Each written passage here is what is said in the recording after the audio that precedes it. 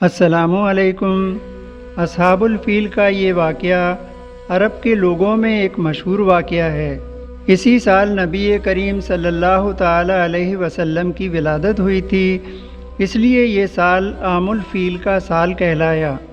उस वक्त अरब के जुनूब में मुल्क यमन पर अबरहा इब्ने अशरम की हुकूमत थी। अबरहा नसरानी था।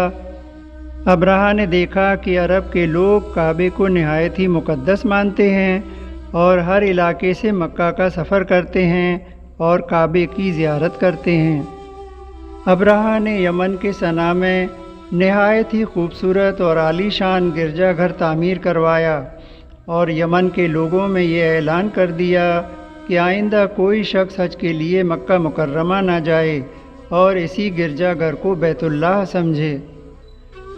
अरब के लोग हालांकि उस वक्त बुत परस्त थे, लेकिन हज़रत इब्राहीम अलैहिस्सलाम की तालीम और तरबियत की वजह से वो काबा शरीफ का बहुत एहतराम करते थे। काबे की अज़मत उनके दिलों में बसी हुई थी। इस ऐलान से उनमें गम व गुस्से की लहर दौड़ गई और उनमें से किसी ने रात के वक्त उस गिरजाघर में नजासत डाल दी। अबरहा को जब ये मालूम हुआ तो उसने गुस्से में आकर एक बहुत बड़ा लश्कर लेकर मक्का की तरफ रवाना हो गया। यहाँ बज़ाहिर तो ये था कि गिरजाघर की बेहुरमती का बदला लेने आए हैं, लेकिन उसकी खुफिया तदबीर ये थी कि नाऊज़ु बिल्लाह काबा शरीफ को ढाकर अरब के लोगों को कमज़ोर करके उनसे तिजारत का वो ज़रिया छीन लेना चाहते थे जिसका रास्ता मुल्क शाम और मिस्र की तरफ जाता था।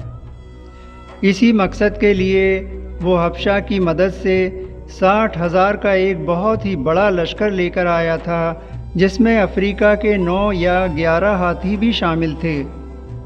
अबरहा को यकीन था कि कोई उसके सामने टिक नहीं पाएगा और वो यकीनन कामयाब होगा।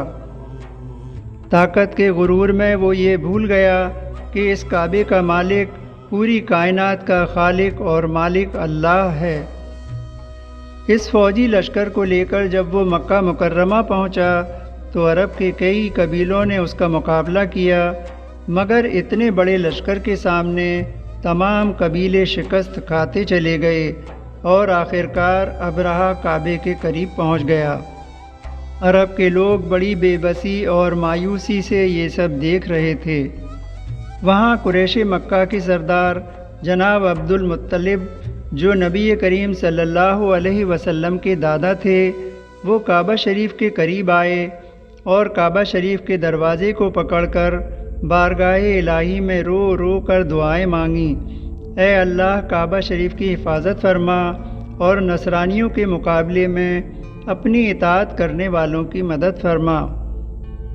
अबरहा जब काबा शरीफ को ढहाने के इरादे से आगे बढ़ा तो ख़ुद उसका हाथी महमूद आगे न बढ़ा और जब उन लोगों ने उस पर ज़ोर ज़बरदस्ती की तो वो उन्हीं पर पलट गया और बहुत नुकसान हुआ। अभी अबरहा इस बात से हैरान ही था कि समंदर की जानिब से गोल के गोल परिंदे आकर उनके ऊपर मंडराने लगे। हर परिंदे के पास मटर के दाने जितनी 3 कंकरियाँ थीं, एक चोंच में और एक दोनों पंजों में। और जब उन परिंदों ने वो कंकरियाँ उन पर गिराईं तो वो कंकरियाँ जिस पर भी गिरती उसके बदन को छीलती हुई ज़मीन में धंस जाती, क्योंकि ये अल्लाह के अज़ाब की कंकरियाँ थीं।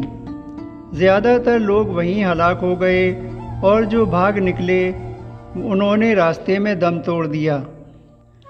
अबरहा को ज़ख्मी हालत में यमन लाया गया। यहाँ उसका बदन गलने और सड़ने लगा और गल गल कर बह गया। इस तरह अबरहा की मौत सबसे ज़्यादा इबरतनाक हुई।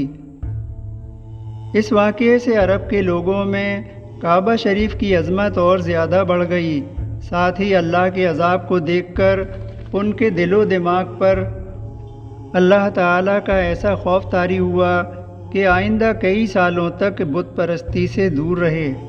जिस वक्त इस सूरह का नुज़ूल हुआ उस वक्त अस्हाबुल फील का ये वाक़या अरब के लोगों में बहुत मशहूर था, क्योंकि अरब के लोग अल्लाह ताला की बेपनाह ताकत और कुदरत का मुशाहिदा अपनी आँखों से कर चुके थे। اس سورہ کے ذریعے اللہ تعالیٰ نے رسول اللہ صلی اللہ علیہ وسلم اور سبھی ایمان والوں کو یہ تسلی دی ہے کہ دشمن کتنے بھی طاقتور کیوں نہ ہو، اللہ کی طاقت اور قدرت کے سامنے وہ کچھ بھی نہیں، اور یہ کہ جو لوگ بھی دشمنی پر کمر باندھے ہوئے ہیں ان کا انجام بھی اصحاب الفیل کی طرح ہوگا۔ اب اس سورہ کا ترجمہ سماعت فرمائیے۔ بسم اللہ الرحمن الرحیم۔ شروع اللہ کے نام سے جو رحمان و رحیم ہے۔ الم تر کیف فعل ربک باصحاب الفیل۔ تم نے دیکھا نہیں کہ تمہارے رب نے ہاتھی والوں کے ساتھ کیا کیا؟ الم یجعل کیدہم فی تضلیل۔ کیا اس نے ان کی تدبیر کو اکارت نہیں کر دیا؟ وَأَرْسَلَ عَلَيْهِمْ طَيْرًا أَبَابِيلَ۔ اور ان پر پرندوں کے جھنڈ بھیج دیے۔ تَرْمِيهِمْ بِحِجَارَةٍ مِّن سِجِّيلٍ۔ جو ان پر پکی ہوئی مٹی کے پتھر پھینک رہے تھے۔ فَجَعَلَهُمْ كَعَصْفٍ مَّأْكُولٍ۔ پھر ان کا یہ حال کر دیا جیسے جانوروں کا کھایا ہوا بھوسا۔